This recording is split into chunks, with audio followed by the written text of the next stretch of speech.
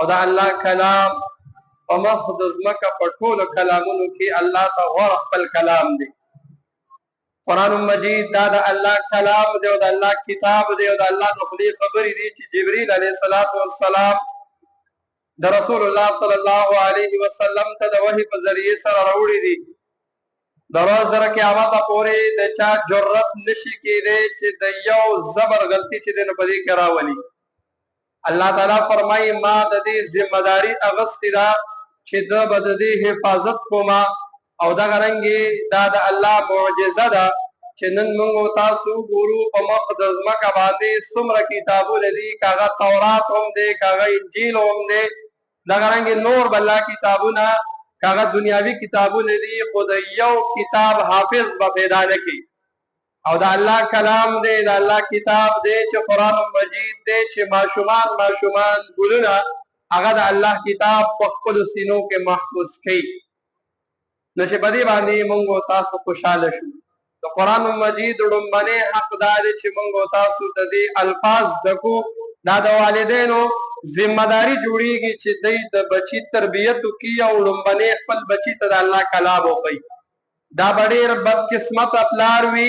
چې هغه د خپل بچی ته د قرآن مجید د زده کړې نه خپل بچی محروم وساتي.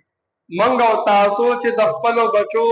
څنګه کوشش کوو چې د دنیا جوړه شي، د سره پیسې راشي، د عبودي حاصلې کړي، د نورو ځایونو ته ورسي، نو دغه رنګې د یو پلار ذمہ داري دا جوړیږي چې د خپل بچی داسې تربیت وکړي که سباله دا بچی د دنیا په هر ځای کې دی او په هر لیول کې دی، خو چې کم از کم دی په صحیح معنو کې مسلمان وي. د قرآن مجید په الفاظو هم ویلي وي، د قرآن مجید په معانی هم ویلي وي. دا د الله تعالی په موږ او تاسو باندې خصوصي فضل دی چې موږ په زړه کې د شکریا ادا کړو چې الله ستا شکر دی چې زما بچی ته د قرآن د زده کولو دپاره بل ځای تلو ته ضرورت نشته. الله تعالی دا نعمت ما ته په خپل کور کې او په خپل کلي کې نصیب کړی دی چې زما بچی قرآن مجید زده کوي. محلې والا مسجد والا هغه چې څومره اخراجات مطلب به دا ووایو چې په دې مسجد څومره پیسې ولګېدلې 100 کروڑ ته نږدې کېږي. نو د هر کس مقصد دا و چې زه پیسې دې ځای لګوم، وجه څه وه هغه ته دا ماشومان ښکارېدل، هغه ته دا ګلونه ښکارېدل چې واقعي دا د دین د زده کولو یو مرکز دی. مساجد ټول د الله کورونه دي، خو چې مسجد په کوم بنیاد جوړ شي چې دې کې به خلک قرآن هم زده کوي، په دې کې به اعمال هم کېږي، په دې کې به ګشتونه هم کېږي، په دې کې به تعلیمات هم کېږي. نو الحمدلله چې کومو ملګرو پیسې لګولې دي نو په زړه کې خوشحاله شي چې د الله کلام په دې کې ښودل کېږي او د الله کلام پکې ماشومان راځي او په دې کې زده کوي. الحمدلله موږ سره 100-200 پورې دا طلبه دا راځي او قرآن مجید زده کوي. نو په دې زده کولو کې د هغه ملګرو پوره حصه ده چې چا په دې کې پیسې لګولي، چا دا ځای ورکړی دی، چا دا آبادۍ کړی دی، چا مطلب نور اخراجات د مسجد چې کوم دي دا برداشت کوي. نو چې په دې باندې موږ خوشحاله شو. بعضې ټایم اکثر مساجدو کې ماشومان راځي نو اکثر مشران وایي یاره دی ځای څښا کوي، دی ټوټۍ ماتوي، دی دا کوي، دی دا کوي. نه دي پکار. هر کس مسلمان نه دا کوشش پکار دی چې دی د سبق ووایي، دی د علم زده کړي، دی د قرآن زده کړي. په ده باندې چې څومره اخراجات راځي دا به زه برداشت کوم، خو چې زما د بچي قرآن زده کړي. نو دا هر پلار له هر مشر له پکار دي چې هغوی کم از کم د دې کوشش کوي چې د ماشومانو په حوالې سره څومره اخراجات کېږي نو چې موږ د دوی د سکول پیسونه، د دوی د ټرانسپورټ پیسونه دا هر څه برداشت کوو. نو چې موږ د خپلې پیسې په مسجد او په مدرسه باندې لګو نو په دې خوشحاله شو چې په دې کې خلک کلام زده کوي. او بله خبره رسول الله فرمایي په تاسو کې بهترین هغه دی چې هغه قرآن زده کوي. نو هغه چاته بهترین ونه وي. الان کې په سکولونو کې هم دا لیکلی شي چې ربي زدني علما او خیرکم من تعلم القرآن. علم هغې ته ویلی شي چې کوم علم کې تا کې تقوا راولي، علم هغې ته ویلی شي چې کوم علم کې تا کې د الله نه یره راولي، علم د الله چې کوم وحي راغلی د دې ته علم ویلی شي، دې ته حدیث ویلی شي چې کوم د رسول الله نه نقل دي. نو رسول الله فرمایي په تاسو ټولو انسانانو کې د قیامت ته پورې څومره انسانان پیدا کېږي په دې ټولو کې غوره هغه کس دی یو خو ما او تا چاته غوره وایو د سره پیسې دي د سره دا دي د سره عهده ده د سره دا دي الله رسول وایي غوره په تاسو کې هغه دی چې قرآن زده کوي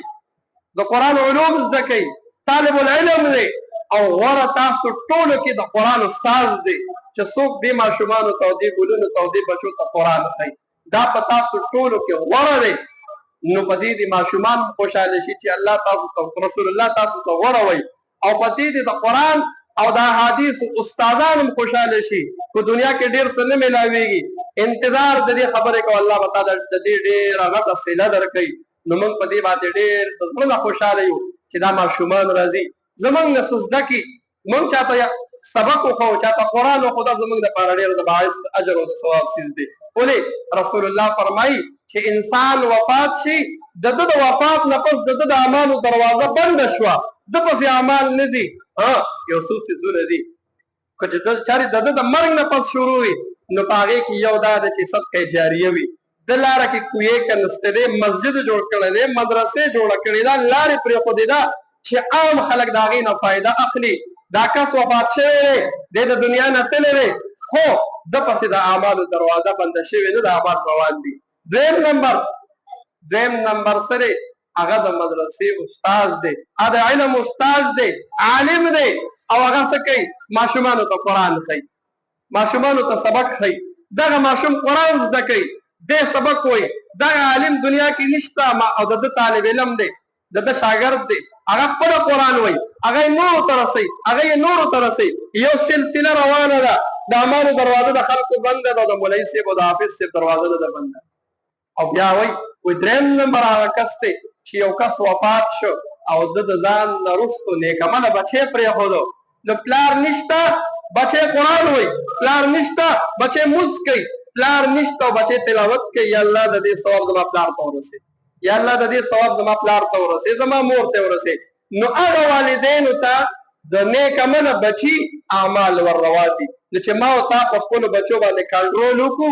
دوی ته قرآن وښو د دې صحیح تربیت وکړو چې دوی زمونږ نه په کلي معاشره کې فضلو نه ګرځي د دې ټایمونه معلوم کړو چې زما دا بچی قرآن هم ووایي او دی نیکعمله وي دی صالحه وي نو که سبا له زه نه یم دا بچی به دی به قرآن وایي او ما پسې بچې د نو د عملنامې د نیکۍ را روانې وي نو کوشش به د دې خبرې کوو دا ماشومان دي دی پوهېږي نه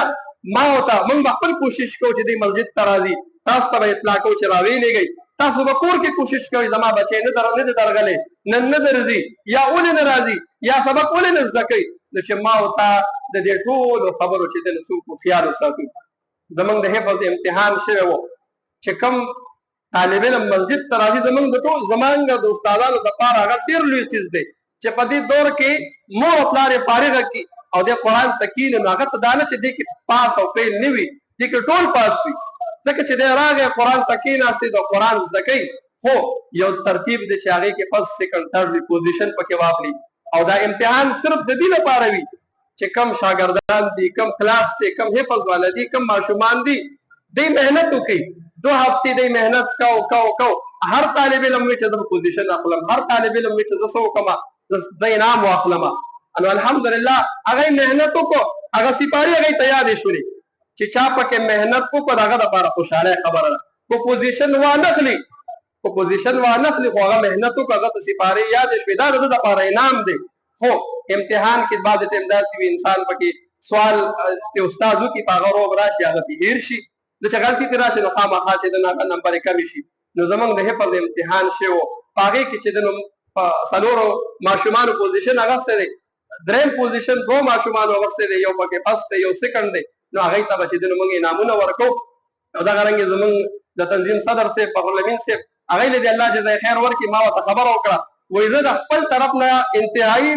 او دا یاد ساتئ چې څوک د پردي ماشوم باندې خوشحالېږي الله تعالی به د ده ماشومان چې د اوچتوي ما ورته خبره وکړله د خپل طرف نه پیسې راکړې خو چې کوم ماشومانو پوزیشن اخیستی دی هغه یې زما د طرف نه انعام ورکړه د دوی به هم په غاګانو کې یاد ساتو ډېر خدمات کوي د کلي دپاره دغه رنګې په نیمه شپه باندې چې د نوم څوک پرې لګونو کوي نو دوی خپل کاروبار هر څه پرېږدي او د خلکو خدمت کې لګیا دی الله دې مزید ترقي ورکړي الله دې په کاروبار کې د دې برکت نصیب کړي نو زه پلي حسین کاکا ته درخواست کوم چې فرسټ پوزیشن نه چې د دوی انعام ورکړي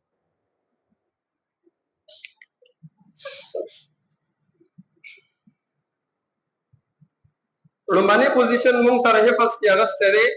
هغه دی ایزن طارق حسین ولد طارق حسین چې د راجي صاحب نسې هم دی او په خپل لاس دی ولدي پوزیشن ورکړي او دې ته ډېر مبارک شي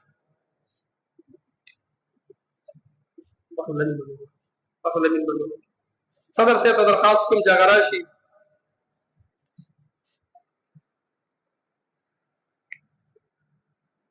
دویم پوزیشن دا په حفظ کې چې دی نو اغسته دی اماد ګل چې د سید نبی شاه کاکا زوی دی هغه د راشي خپل پوزیشن دی صدر صاحب ته وایي